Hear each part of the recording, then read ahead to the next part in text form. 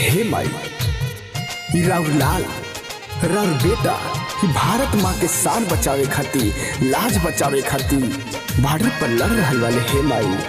और रउरा से विनती बा हे माई, उनकर रक्षा करब और हमार सिर के लाज रखब हे मैया।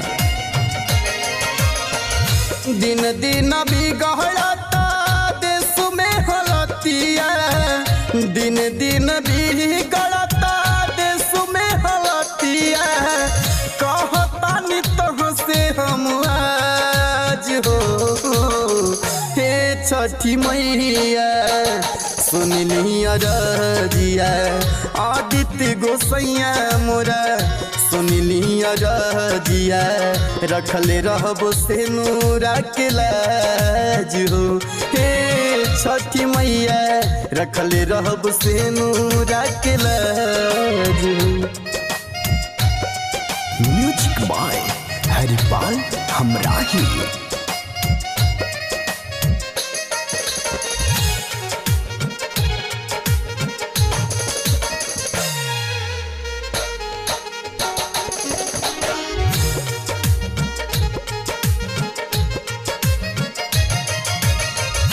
सैया सिपाही मोरा गईले लड़ाई पे, लजिया बचाई वो अपना भारत माई के। हे बाबा हो सैया सिपाही मोरा गईले लड़ाई पे, लजिया बचाई वो अपना भारत माई के।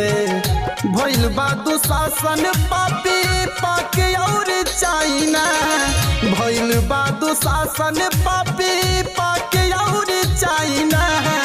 करता के तन से उधार हो, हे छठी मैया सुनली अरजिया। आदित्य गोसैया मोरा सुनली अरजिया, रखले रहबो से नूरा के लाज हो।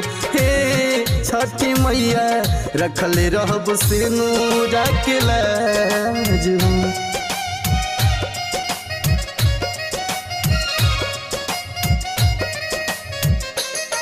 Mahadev recording studio Rudrapur Deoria.